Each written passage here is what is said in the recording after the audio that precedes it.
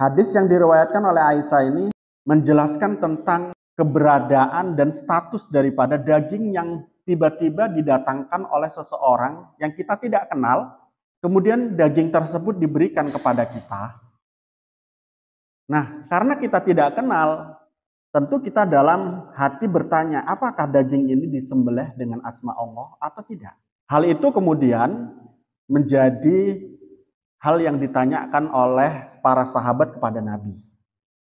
Mendengar hal aduan sahabat mengenai daging yang datang, yang diragukan apakah daging ini disembelih dengan asma Allah atau tidak, Nabi menjawab, kalau kamu diberi daging semacam itu, cukup kamu yang baca bismillah untuk daging itu dan kamu makan daging itu.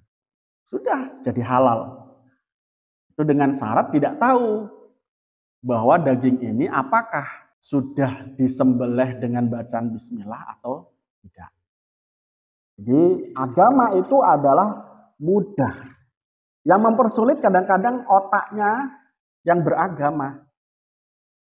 Nah kayak gitu tadi, kalau ragu andai kata otaknya nggak sehat, itu mengatakan buang. Karena kita nggak tahu apakah disembelih atau tidak. Nah bagi Nabi justru ditanggapi lain.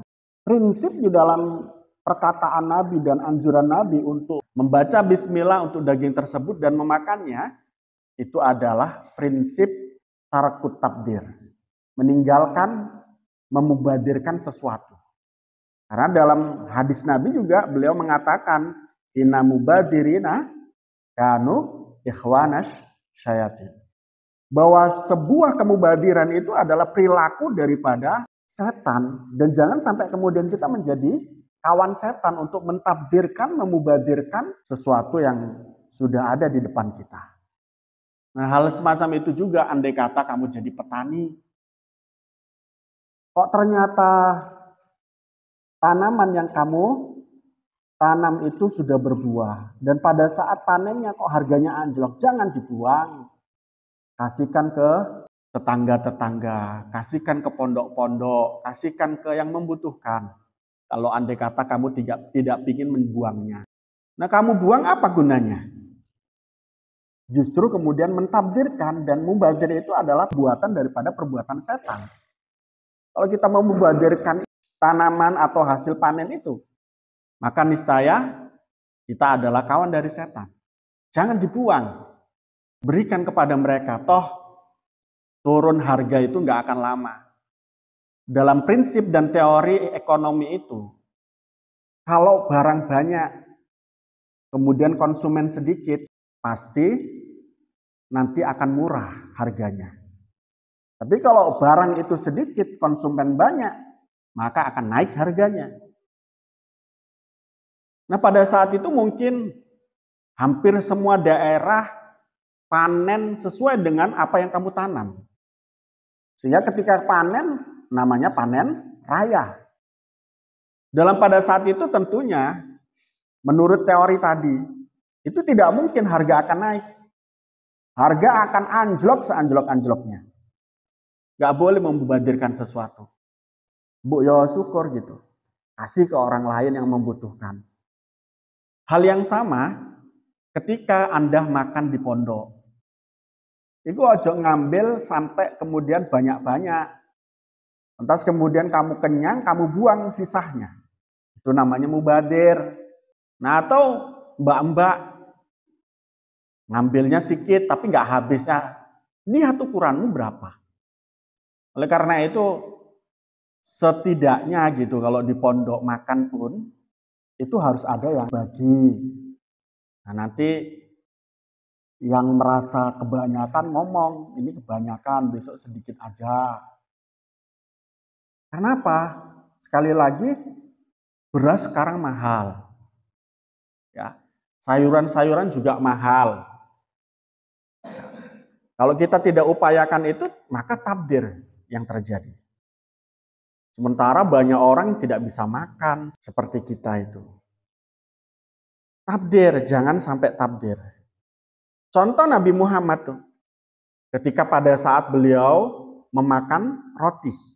Rotinya ketika dimakan itu ada serpian yang jatuh dari roti itu. Sama beliau bagaimana? Diambil, dimakan. Itu bukan berarti Nabi Muhammad nyeret, Nabi Muhammad rakus, enggak. Itu Nabi Muhammad tahu bahwa mentakdirkan sedikit pun dari roti yang beliau makan adalah perbuatan setan. Dan Nabi Muhammad itu tahu bahwa apa yang tersisa dari makannya itu menangis. Pernah satu ketika beliau itu makan, kemudian jatuh begitu makanannya sebagian dari serpian roti. Dan beliau tinggalkan. Serpian roti itu nangis. Nangis, kemudian ditanya oleh Nabi, kenapa kok nangis? Bagaimana saya tidak menangis ya Rasulullah? Yang lain jenengan makan, tapi saya itu tadi tersempil gitu, jatuh dan jenengan tidak makan. Maka saya melihat bahwa seolah-olah yang lain itu mendapat berkah jenengan, saya tidak. Nangis, diambil dimakan. Ini yang harus kita contoh. Tidak boleh mentakdirkan sesuatu. Hal yang sama adalah manakala datang kepada kita sebuah daging. Yang daging tersebut didatangkan oleh orang yang tidak kita kenal, apakah kemudian daging ini disembelih dengan asma Allah atau tidak. Nah, dalam aturannya kita tahu bahwa kalau yang menyembelih itu adalah orang Islam, tanpa mengucap bismillah pun sudah halal. Tapi sunnahnya baca bismillah. Tetapi di sini, apakah ini disembelih oleh orang Islam atau tidak? Nah, itu yang dipertanyakan. Karena memang apa yang mendatangkan daging tersebut orang yang tidak dikenal. Oleh karena itu diaduhkan kepada Nabi, dan Nabi mengatakan apa? Baca bismillah sendiri.